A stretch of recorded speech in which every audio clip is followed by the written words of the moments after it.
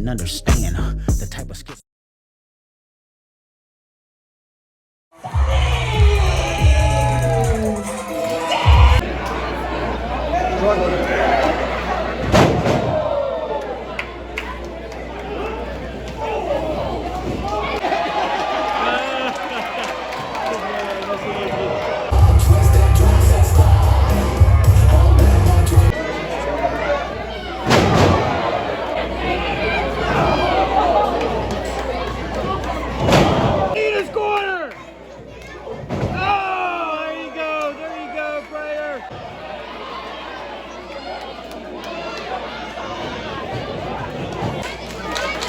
Good job, Sal!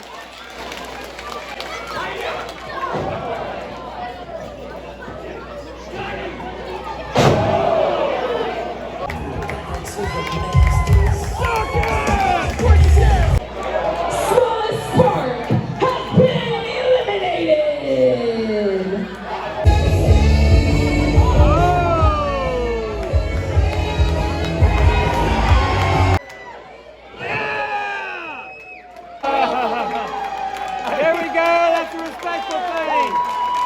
There we go.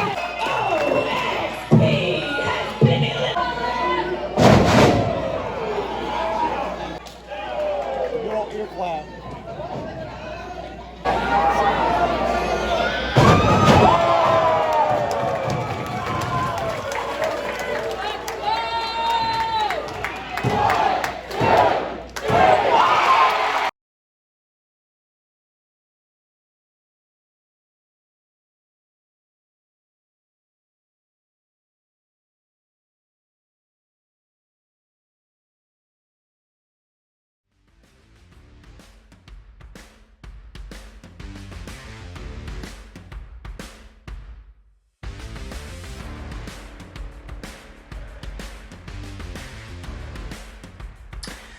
Hello, ladies and gentlemen. It is time for episode 4 of the Hour of Power, Roku Era. And this is a big episode. This may have been my favorite episode of Power yet on the Roku Era. Okay, so it's episode 4. The clones open it up. We get clips of all of the teams. They really hype up the Crockett Cup. It is, this is a great show. Katie, how are you doing this evening? I'm good. Okay. How are you? We have to pretend like this is a totally separate day than what we just filmed the right. other episode. Exactly. I have to say that I wrote down mixed promo for Crockett Cup, and just I love that NWA is doing these kinds of promos. We've talked about they're their it own on commercial previous episodes. Yeah, The production has really stepped it up. I've enjoyed it.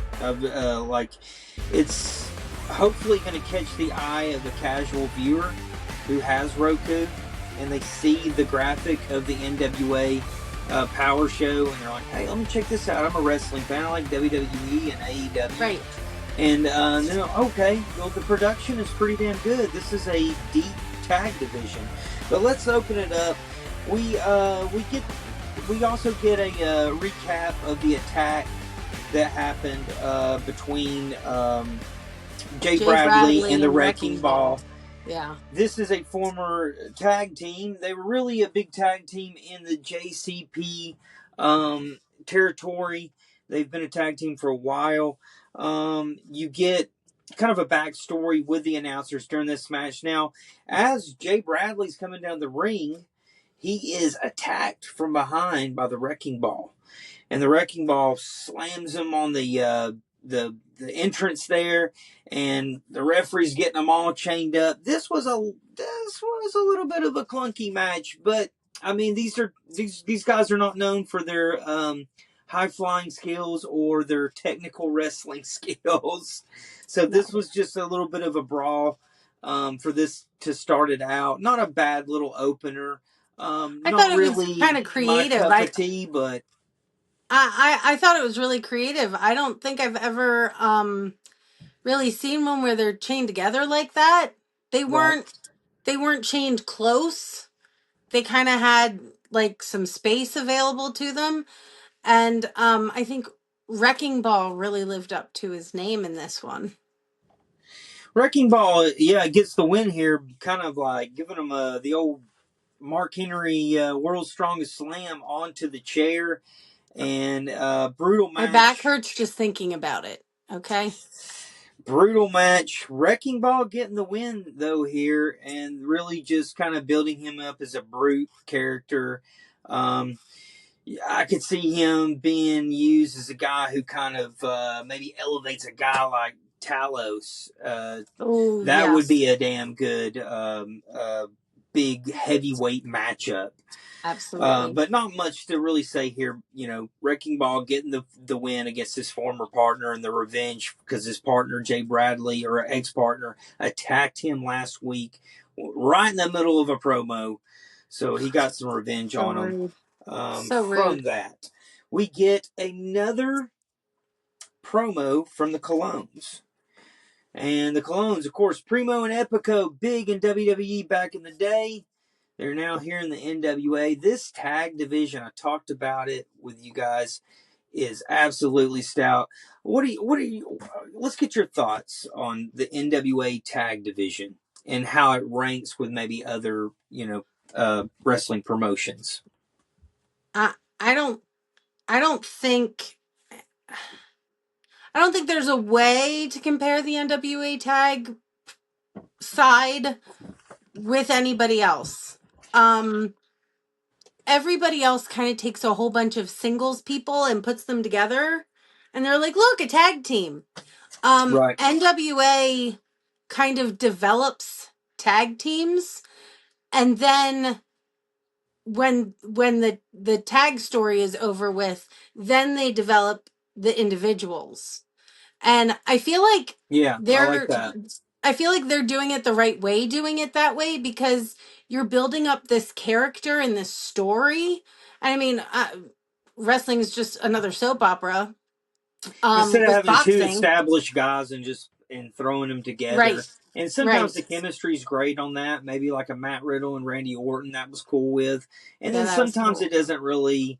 It kind of panders. But look, I miss old school tag teams that had the same attire, that Yeah. had a really good chemistry and had tag finishers. And that's what you get with this division.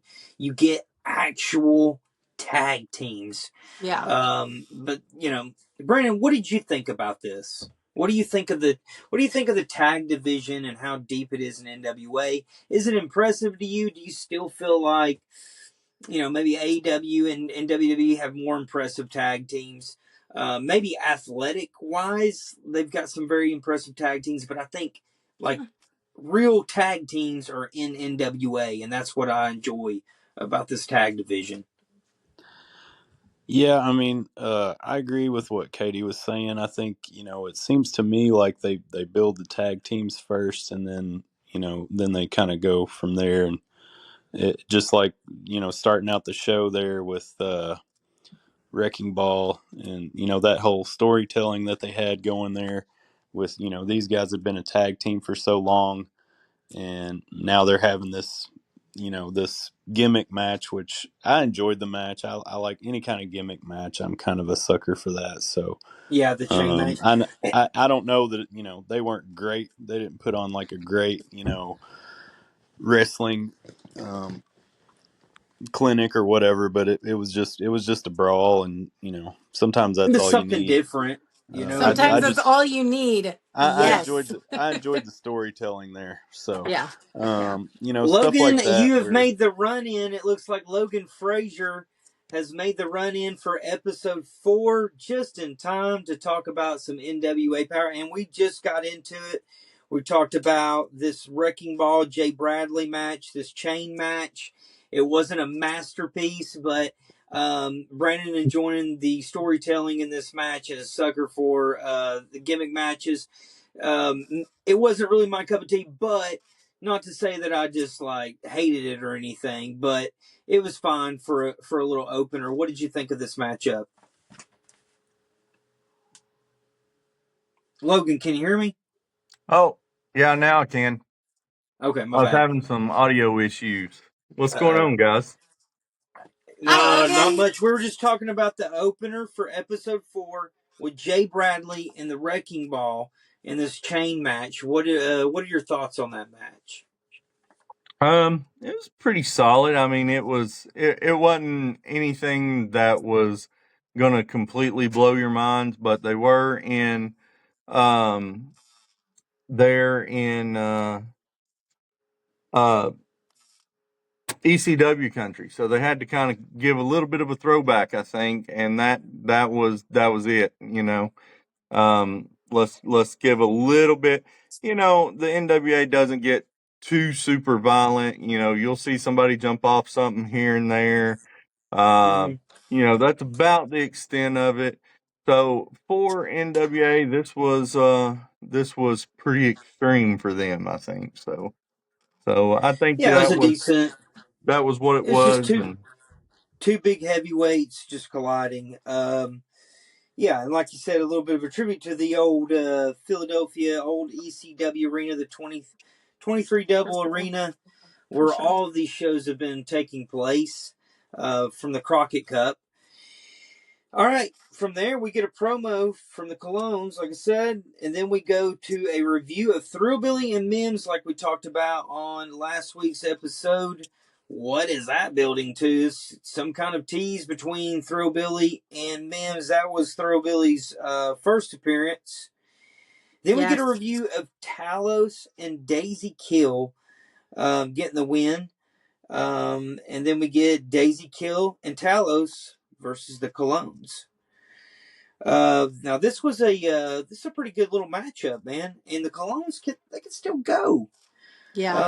With the yeah. Colognes picking up the victory here, did we get a slight tease of a breakup between Talos and Daisy Kill in this matchup? It would seem, and the Colognes, of course, advancing on. Let's get your thoughts on what's going on with Daisy Kill and Talos.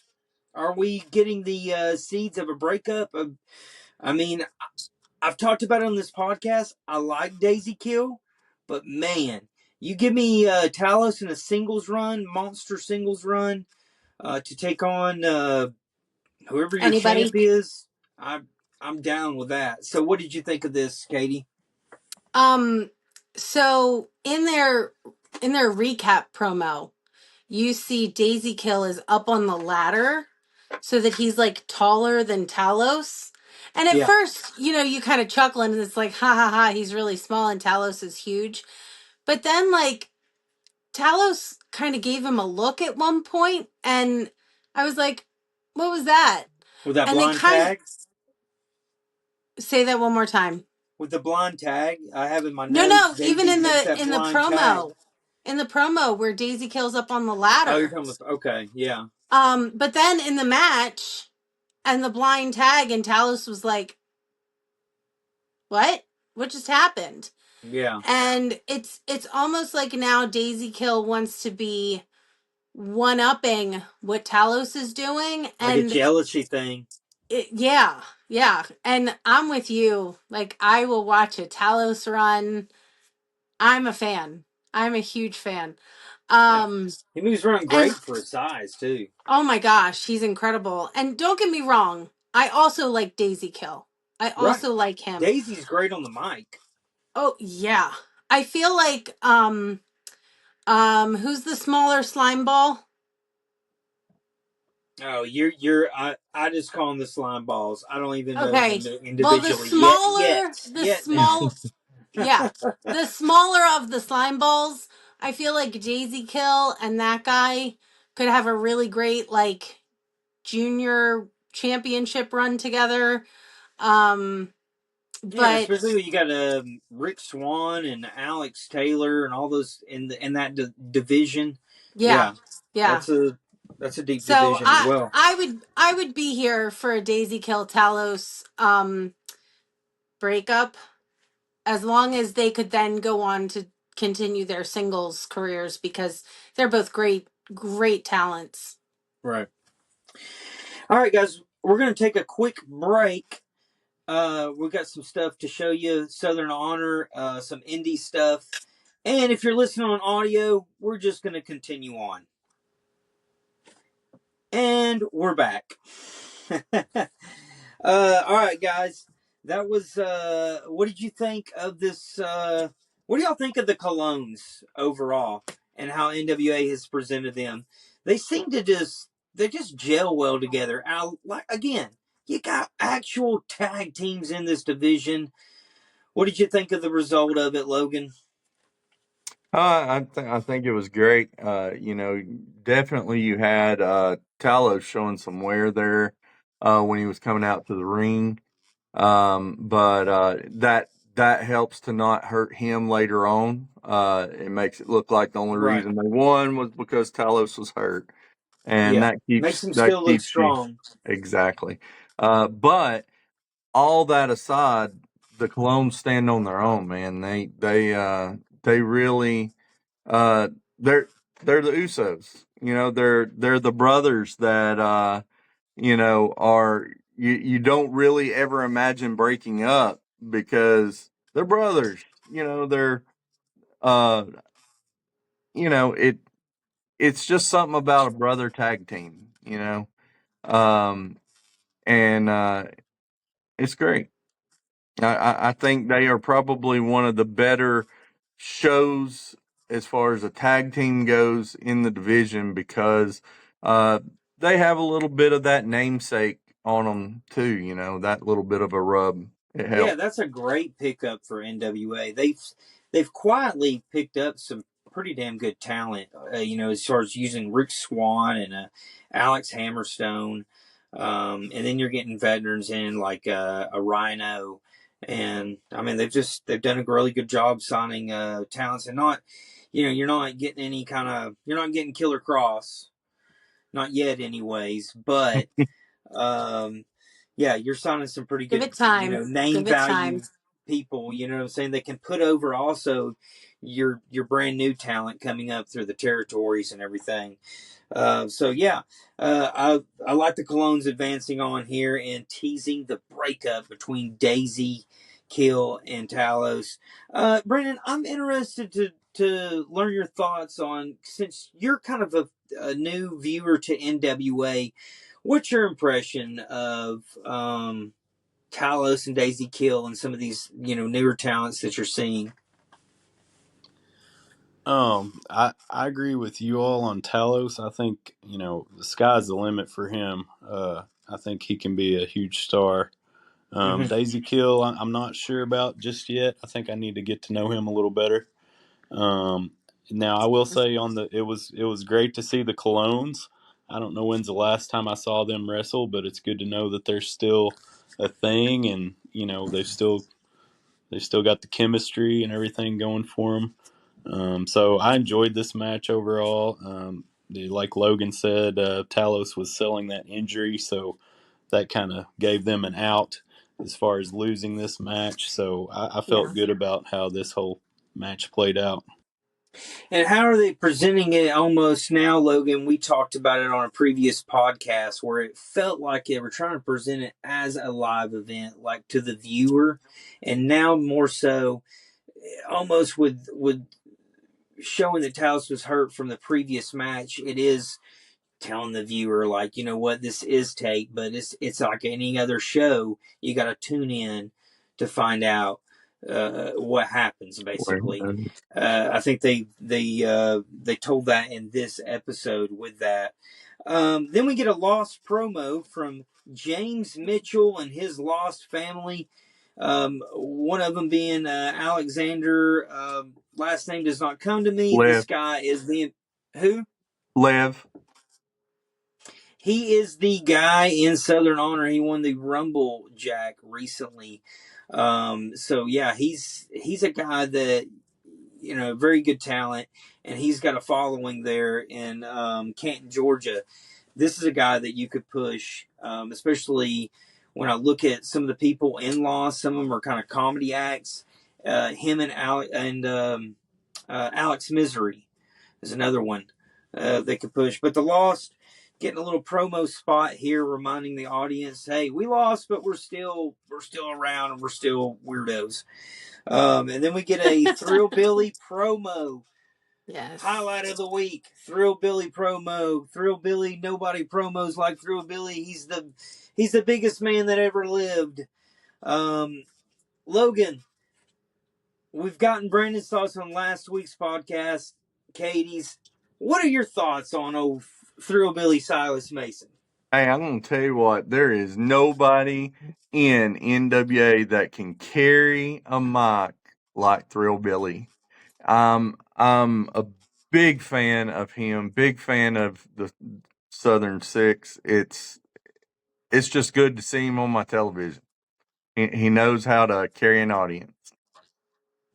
It seems to be the sentiment of everybody on this podcast. Everybody is loving Thrill Billy.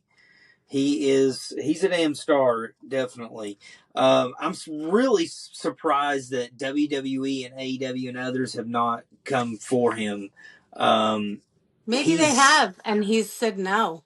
Maybe so. This guy he's the full package. He's great in the ring for his size, I believe. Yeah. Dude can go, dude can sell.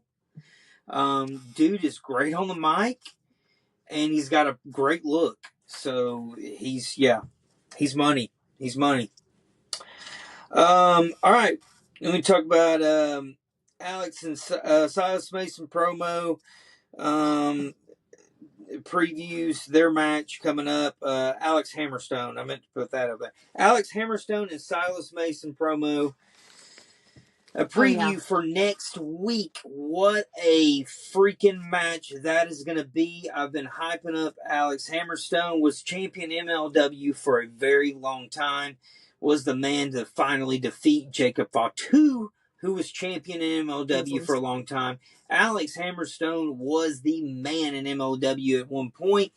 Had a brief run in Impact. Has been wrestling here and there in the Indies. But here he lands himself in NWA to take on Thrill Billy next week. I cannot wait for this matchup, and I can't wait to talk about it with you guys. Who's excited for this match? Come on. Logan? Definitely going to be a fun one. Brandon, you're pumped for that one too. So you know about Alex Hammerstone too. Oh yeah, I've seen him in his, like you said, he had a brief run in TNA there for a little bit, and I knew I'd heard about him from MLW. I never really watched him much there, but I think that's a huge matchup for NWA. I'm looking forward to watching that next week. Both of those guys are big as hell too, man. It's gonna be a great matchup, but they can move around great for their size. Alex Hammerstone's got this finisher, picks you up for a suplex, maybe like a jackhammer, and then instead of going back like a suplex, right? He throws you forward and you land on your back, and he kind of lands on his ass. But it's a badass finisher, guys. This is a match I can't hype up enough for next week. That's Alex Hammerstone and the Thrill Billy. That's going to be next week. But still this week, we've got the main event, and we've got Mondo and Slade taking on the Wrecking Crew, Knox and Murdoch. This was a hard-hitting matchup as well. Mondo and Slade, they got a Steiner Brothers kind of thing to him. And Logan has never been a big Steiner Brothers fan, which is fucking crazy because the Steiner Brothers were my all-time favorite tag team. One of the best tag teams ever. Nobody was doing the Frankensteiner at the time. Nobody was doing the Tilt-A-World Slam. You had Rick Steiner. If you went to UTC Arena, the entire arena was barking like a damn dog. That's how over Rick Steiner was. Yes. And now I just cut a promo on Logan about the Steiner brothers. Logan, what do you think of Mondo and Slade? Man, I tell you, Mondo to me, let me tell you what the first thing that hits my mind is. Back when I was a kid, really big thing going was He-Man. And I'm telling you, he looks like a real life He-Man action figure. He He looks He like does. he does. has the He battle does. gear on, but it's his freaking muscles.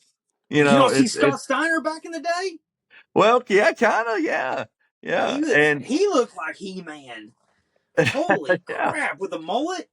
yeah, it's nuts, but Oh my god. I, is that natural? Is that a little the steroid There's thing some there? creatine in there. There's some I don't Maybe. care what it. creatine. Hey, they're here Even to Billy entertain said me. I on don't care there what it something is. about creatine. So, And you Slade know, continues to impress me. Slade's a guy I would like to see get some kind of singles run. A guy they Yeah. kind of Mhm. signed and they put him in. They put him in a tag team. I wasn't really happy with, and it's like, hey, this is a little bit better matchup with him and Mondo. That, like I said, shades of the Steiner brothers taking on I see to it. what who I've compared to the Road Warriors, and that's Knox and Murdoch because of their hard hitting style. You got two heavyweights. You got a damn good tag finisher between the two. Um, so yeah, basically the Wrecking Crew is what they called them on this one. I've never heard them called the Wrecking. I always thought of them as Knox and Murdoch, but Yes. they get the win with the high low, an excellent tag finisher. I thought it was a great little matchup, hard hitting matchup, and you got, like I said, it felt like you got two face teams that are just like they're just badasses, and you put them in there. LOD, it's like when LOD faced the Steiner brothers. Great main event. Knox and Murdoch going to get the win here and advance on the tag champs. What did you think of this main event and how it closed the show? Logan. I I think it was a great throwback to, like, just like you said, to the tag teams from the 80s. Um, you know, the Haircuts and all. The haircuts and all, yeah, absolutely, absolutely, and Yeah. I think that it's always a good time seeing Knox and Murdoch. I've been a fan of them since they got kind of thrown together there, and and at first it was kind of, I don't know, it was kind of awkward. Like, they just kind of got thrown together, but then, man, they just gelled and they Yeah. worked, you know. Yeah. And because at first you're like, man, these are some two big dudes. They're in the heavyweight scene, and you're throwing them together in a tag team, and you're like, what's going on here? But man, then when they started working, when they started throwing the promos with each other, especially when they were, going against Aaron Stevens and Yeah. Yeah. And his everything. That Yeah. was, demon-like squad. yeah, Man. it was good. So I just really enjoyed seeing it. I felt like you kind of knew, with them being the tag team champs and the number one seed, you kind of felt like, it was obvious that Knox and They've Murdoch had was more going to take this. experience with each other. I don't think it hurt Slade or Armando at No, all, no, really. not at all. No. Um, No. because they are maybe two guys that were just thrown together, but they just seem to gel well together. They seem like they've been a tag team before in the past, but they did very well. Booked them strong. I believe it was episode 2. They got the win, and I like the tag team. I want to see more Slade in singles action as well because that guy is like a freaking Kurt Angle, man. He's a badass athlete. I've seen him in person. Dude can move. So great episode 4. Let's get overall thoughts before we get off here. Katie, what did you think of episode 4 and them really, pushing Thrillbilly, really pushing the Crockett Cup, and just showing you the tag teams that are advancing on and everything. What did you think of the show overall?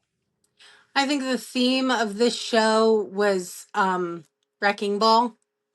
Yeah, That first match literally with Wrecking Ball, and that they were chained together. My notes for that whole match were just ouch, ouch, ouch. yeah. Some painful Um spots in that just match, yes. everything was just so hard hitting. It wasn't, the flashy high flying stuff that we're all used to at this point. But again, Wrecking Ball. literally is his name.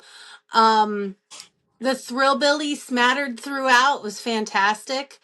Um, the I can't say their name. The Collins Oh, the Colognes. Hello. colognes. The Yes, the colognes. Colognes. Yes. Sorry, French No, is you're not my fine. language. You're fine. Um, having them come in and get the win over Daisy Kill and Talos. Again, they were kind of a wrecking ball crew. They were doubling up on Talos, they were doubling up on Daisy Kill. This whole episode was just bam, bam, bam. For Knox and Murdoch, don't make fun of me, I forgot their names. So I literally wrote down Giant 1 and Giant 2 because I was like, wait a second, I know who these guys are. And Yeah, then, Trevor's yeah, been in there forever, and then Mhm. Knox, Mike Knox. I remember his WWE run. Always liked his finisher. Always thought it was badass. yeah. Brandon, what were episode 1 through 4 overall? Give me your thoughts on NWA. What you think of it so far? I think it's just been getting better and better since the first episode, especially like the third and fourth episodes. I think took it up a notch. I think I feel like they're kind of finding their groove a little bit now, getting into Yeah, episode 4. I mentioned before, anytime that you got Thrill Billy on screen, that's good. Um, I think that's just good TV when he's on there. So anytime they can get him on there, if it's on commentary or anything like that, I think that definitely adds to the show. I thought they finished with a really solid tag match there at the end. I enjoy Mondo and Slade as well. My wife was watching a little bit with me, and she was like, "What's on his head?" And I was like, "Well, you haven't seen wrestlers wear that headgear like that headgear. before, Yeah, and it Rick did kind Steiner. of it did remind me of Rick Steiner. He was Yeah, kind of probably the first one I saw wear that, and then of course, more recently you've had um, Kurt Angle, I Josh Kurt think. Angle. Alexander, Kurt Yeah. Angle. Of even Kurt course, Angle at one point. Yeah, so I think about all those guys, and he Kurt he had the kind of wig. reminds me of some of those other guys that have worn the Yeah, headgear he kind of before. had. Well, So he does the ankle lock. um, So yeah, yeah, he does okay. have a Oh, Kurt yeah, yeah, yeah. Angle-ish move set, I guess. Yeah, Yeah, so but yeah, I enjoyed this episode overall. I think it was the best one so far, and look forward to the next one. I agree. Logan, let's get your thoughts before we get out of here. So I really think that they've done well. They've fixed some of their continuity issues that I had with the first episode. Yes. They've Yes. gotten things ironed out. They don't. I liked in this episode where Billy was very forthcoming with, hey, this guy has to survive four, three, possibly four other tag teams to get to the cup Right. in one night. And that told right there, hey, we're not trying to pull anything over on you. This is all in one night, but we're, chopping it up and giving it to you in nice little neat packages. And, Right. and Maybe I, is that's the way to go. I would it still is, like to I see think. maybe 2 pay-per-views a year, where we can purchase them on whatever app, because I would be all over that. You know what I'm Just saying? give But Trey the pay-per-view. Just give it to him. well, that's why we're going to develop a new show. It's going to be called NWA Hour of Power Uncensored, where we talk about spoilers and all that, and of course, with Solomon coming to Atlanta, Georgia at Center Stage, myself, my buddy Mike Daly, Logan Frazier, we're planning on being there. Maybe even that slimeball Brody Rogers. He's got to make it out of Slimeball City first, but he may even be there as well. We're all going to be there in Atlanta, Georgia, and we will definitely have to do a podcast on that. But we'll have to keep it separate from this because our audience, like Brandon, doesn't want to know these spoilers yet. You know what I'm Right. saying? He's Right. enjoying watching it as he goes, and that's cool too. And then for us nerds, we gotta discuss the spoilers and everything. But that is going to do it for this episode of Hour of Power. Join us next week because we're getting Silas Mason and we're getting Alex Hammerstone. I can't wait, man. I'm looking forward to that. I'm looking forward to that one. Tom Latimer and Rhino is also coming up in the coming weeks. I'm excited about all these matchups, and then of course it's going to culminate with the finals of the Crockett Cup, and we'll have to see who wins and who comes out on top. Comes the Crockett Cup winners for 2025. All right, guys, thank you for joining me tonight, and we'll catch you for episode 5 of the Road to Air.